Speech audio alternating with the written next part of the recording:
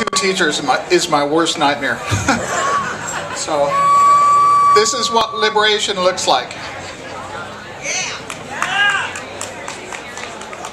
I want to tell you about the story about a woman named Donna Vieira. 17 days ago, she started a hunger strike after being foreclosed, and she has been present Monday through Friday from 10 a.m. to 1 p.m. at the California State Building in San Francisco, and demanding that Attorney General Harris prosecute foreclosure fraud. Now, how many people, raise your hand if you know the banks are committing foreclosure fraud? Do you know that? They've admitted to it in the settlement with attorney generals, but after admitting to foreclosing millions of people's homes, they offered $1,500 apiece to those people whose homes they illegally foreclosed. I was foreclosed in 2010 by Wells Fargo, and the banks are getting ready for a huge new wave of foreclosures this year that's going to surpass the high water mark in 2010. So I want to talk to you about some lies and some truths.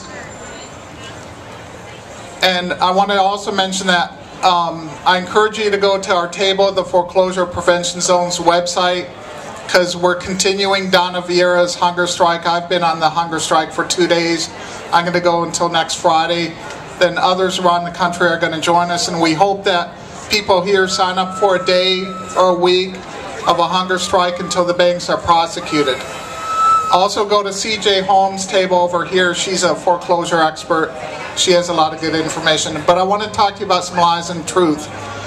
One of the lies is that the banks tell us is that they are providing a service to homeowners, and they are helping small businesses in our communities.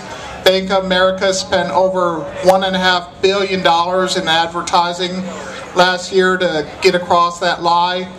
All the banks combined are spending billions of dollars each year to lie about us, telling us they're providing a service to homeowners and they're protecting our communities.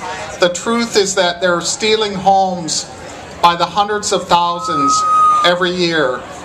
They're illegal. This has been proven by the San Francisco County Recorder, who found out that there's about an 84% rate of irregularities with foreclosures.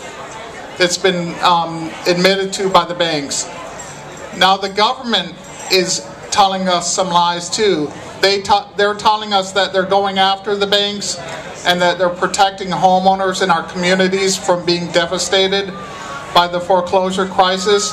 And Attorney General Kamala Harris said that this recent settlement between the banks and the attorneys general in the U.S.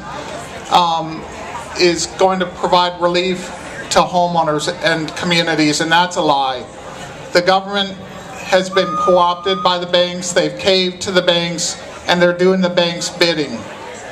And there's only one way for us to stop our communities from being decimated by the foreclosure crisis, to stop the illegal foreclosures, and that's to rise up in a grassroots movement like the people of California did in the 1930s, and people occupied capitals throughout the United States, and 27 states passed moratoria on foreclosures and stopped the foreclosures and stopped their communities from being wrecked.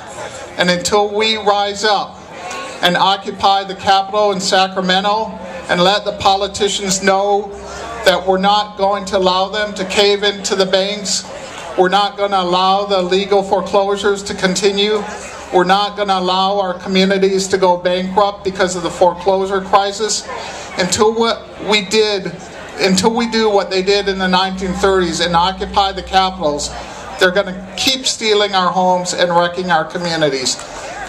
The other big lie that the banks and government are telling us is that we're not going to win. They keep repeating the lie that the Occupy movement is dead, that we have no chance to defeat the power of the banks and the corporations, and that we should settle for these half measures that our government is offering us. And that's another lie. And I can tell you that when I was foreclosed in 2010, I was ashamed. I was not didn't tell anybody in my church. Wasn't going to tell anybody the rest of my life that I was foreclosed, because I thought it was my fault, and I was so ashamed.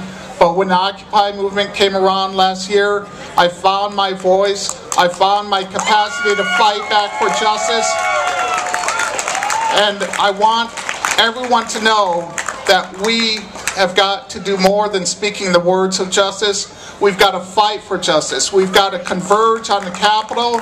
We've got to occupy the Capitol. Occupy groups throughout California, we're reaching out to them. We're trying to get an occupation of the Capitol going in late May or early June. So I hope that you come to our website and you join us.